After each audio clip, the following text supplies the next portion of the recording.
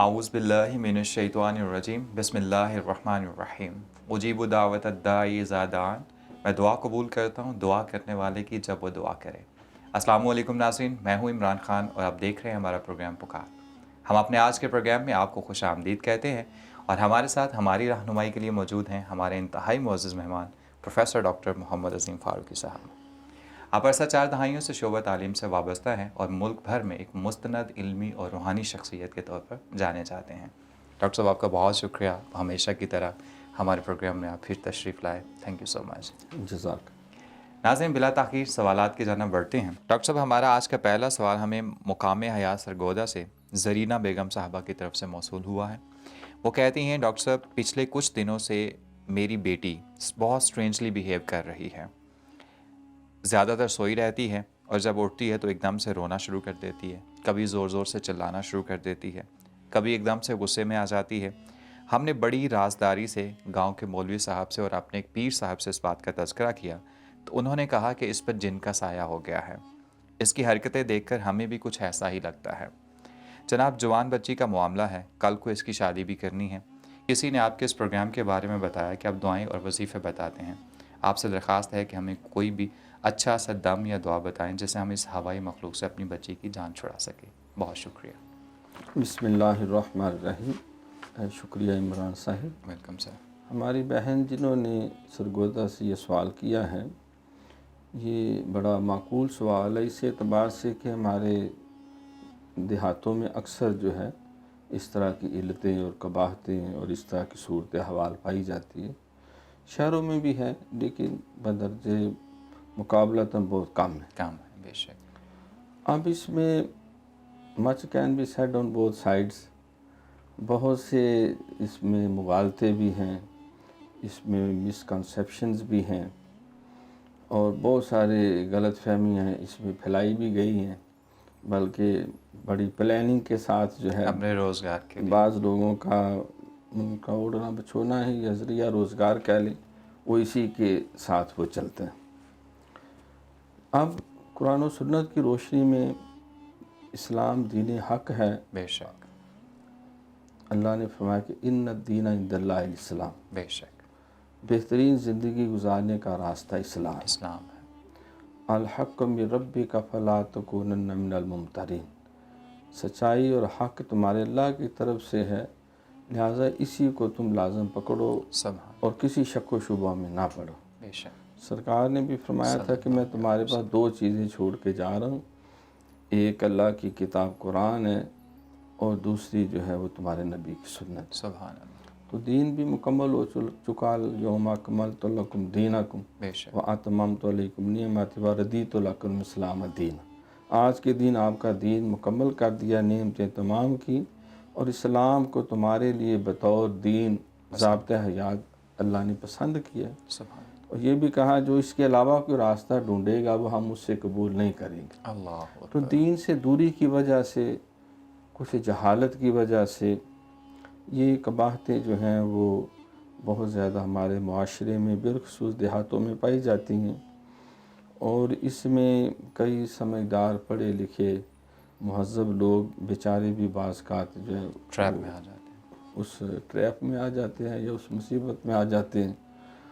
और क्योंकि उनके पास भी दीन कुरान और सुन्नत का इल्म बहुत कम होता है और फिर जो इसका इलाज मुआवजा करने वाले हैं उनके भी धुआंधार दावे और एक जमे गफ़ीर देकर वो समझते हैं कि शायद ये बात ऐसे ही है।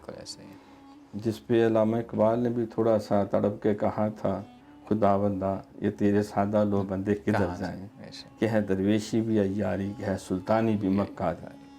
मैं किसके हाथ पे अपना लहू तलाश करूं कि सारे शहर ने पहन ली हैं दस्ताने, हर शाख पे उल्लू बैठा है, अंजाम गुलिस्तां क्या होगा।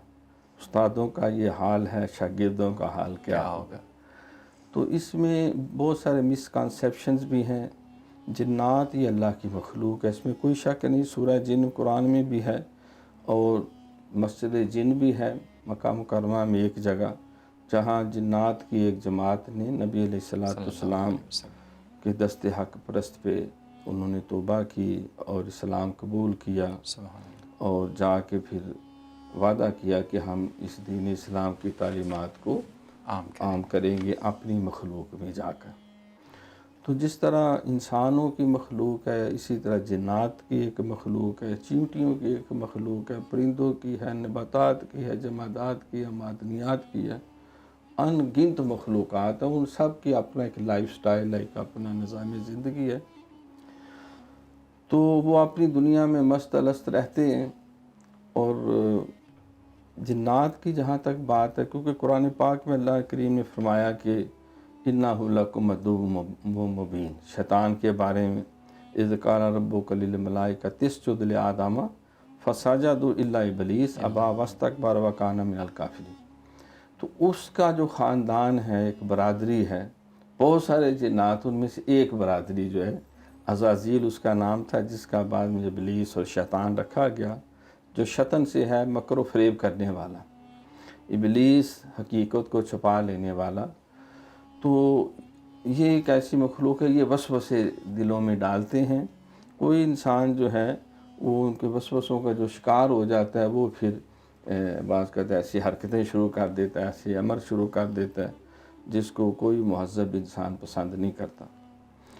اب خواتین کے حوالے سے کہ فلاں کو سایہ ہو گیا، سیب ہے، اس میں جو جدید طبی تحقیق ہے، اور اب تو ایک باقاعدہ ایک بہت بڑا علم بھی مارز وجود میں آ گیا، اس میں بہت سے پریکٹس بھی کرتے ہیں MBBS کے بعد، جو وہ باقاعدہ کو سائیکالوجسٹ بھی ہوتے ہیں، جی سائیکالوجسٹ، سائیکیٹرسٹ بھی ہوتے ہیں، اور وہ پوری تحقیق بھی ان کی ہے، اس کے اوپر ریسرچ بھی ہے۔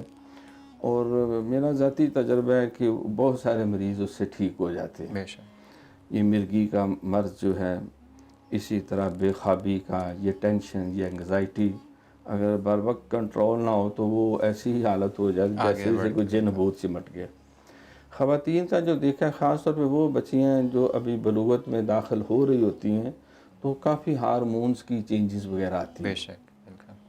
تو جس سے بعض کا تو ان کا جو مخصوص ایام ہوتے ہیں ان میں بندش ہونے کی وجہ سے یا irregularity ہونے کی وجہ سے اس کے اثرات ان کے وجود کے اوپر جو ہے، بالکل آتے ہیں۔ یہی وجہ ہے کہ شریعت نے خواتین کے لیے جو مینسز یا حیض و نفاس کے ایام ہیں، اس میں نمازیں پڑھنا موقوف کر دیا۔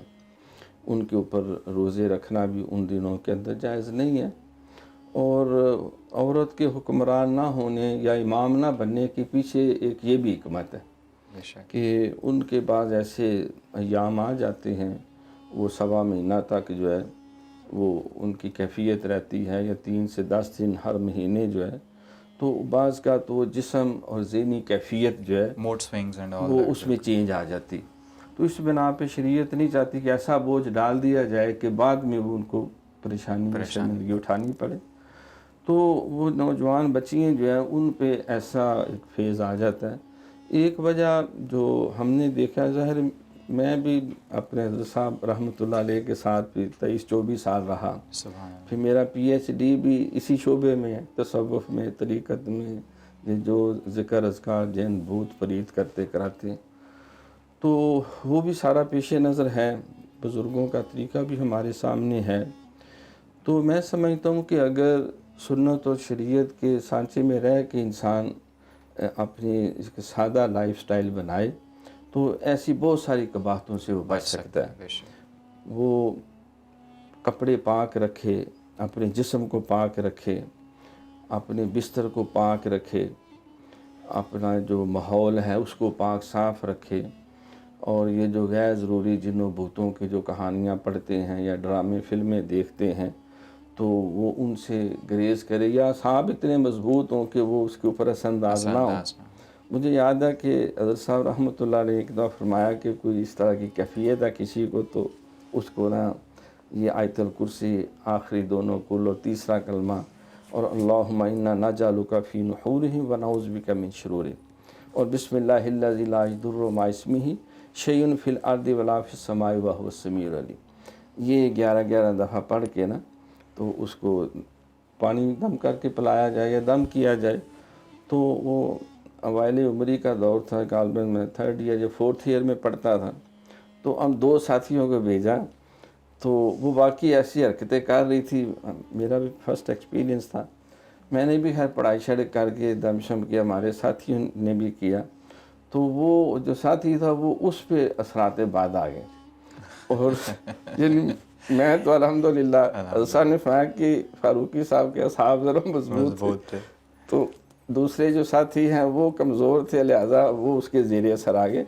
بعض کا کسی پاگل آدمی کو دیکھ کے انسان کے اندر پاگل پن کا دورہ آ سکتا ہے یا آ جاتا ہے, یا دہشت کا ماحول دیکھ کے بعض کی باڈی لینگویج سے دہشت زدہ بندہ محسوس ہوتا ہے, تو وہ ایسی کیفیت ہو جاتی ہے.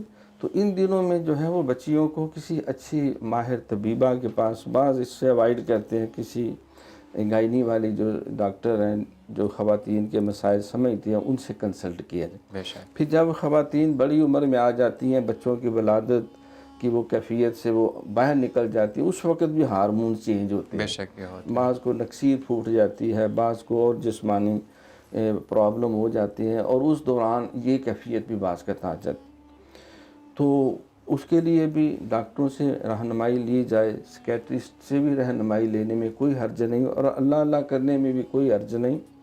لیکن اس میں کیونکہ بہت سارا ایسے لوگ داخل ہو چکے ہیں جن کا مقصد جو ہے مخلوق کی خدمت, ہدایت و رہنمائی شاید ہوگا کسی درجے میں, لیکن زیادہ تر انہوں نے اپنا اس کو ایک پیشہ یا کاروبار کا وہ ذریعہ روزگار کا بنا لیا. اللہ کی ایک اللہ کی مخلوق کی خدمت خیر الناس من ینفع الناس. تو اس کے لیے سرکار نے جو رہنمائی کی, اگر ہم اس کو فالو کریں تو انشاءاللہ امید ہے صبح و شام حصار کیا جائے, پاک صاف رہیں, باوضو رہیں, اور اپنی نیک مجلس اس کو اڈاپٹ کیا جائے, اور آیت الکرسی کی بھی کثرت کی جائے. سورۃ یاسین جو ہے وہ ایک دفعہ پڑھی جائے. حضرت صاحب فرماتے تھے 7 جگہ مبین کا لفظ آتا ہے, اور اس ہر مبین کے لفظ پہ پانی دم کر لیں, یا ساری پڑھ کے 7 دفعہ دم کر کے وہ پانی استعمال کیا جائے, یا اس ماحول میں جہاں اس کے کمروں کے کونوں میں پانی چھڑک دیں تاکہ اللہ کے کلام کی یہ تاثیر سے وہ اثرات بد نکل جائیں. گھر میں پوسٹر لگانے کی بجائے آیت الکرسی یا خانہ کعبہ یا سرکار کی مسجد نبوی کی, تو اپنے ماحول کو بھی پاک صاف رکھا جائے. اور یہ اللہ کا جو کلام ہے قرآن مقدس پڑھنا اور نیک مجلس میں بیٹھنا, انشاءاللہ تعالی اللہ تعالیٰ اس بیٹی کے لیے میں دعا گو ہے, اللہ اسے شفاعت تندرستی دے. کسی نیک سال انسان سے بھی رہنمائی لیں, اور اگر کوئی طبی مسئلہ ہے تو ڈاکٹر سے بھی رہنمائی لیں. ماشاءاللہ, جزاک اللہ ڈاکٹر صاحب. ناظرین, رسول اکرم صلی اللہ علیہ وسلم کا فرمان عالی شان کہ الطہور شطر الایمان, بے شک صفائی نصف ایمان ہے, اور قرآن کریم کا یہ کہنا کہ ان اللہ یحب المتطہرین, بے شک اللہ تعالیٰ بہت زیادہ پاک صاف رہنے والوں کو پسند فرماتا ہے. اگر ہم اپنی صفائی, پاکیزگی اور دل کی صفائی اور پاکیزگی کا بھی خیال رکھیں تو ہم ان مصائب سے بہت حد تک بچ سکتے ہیں. ناظرین, یہاں پہ وقت ہو ایک چھوٹے سے وقفے کا, ملتے ہیں وقفے کے بعد.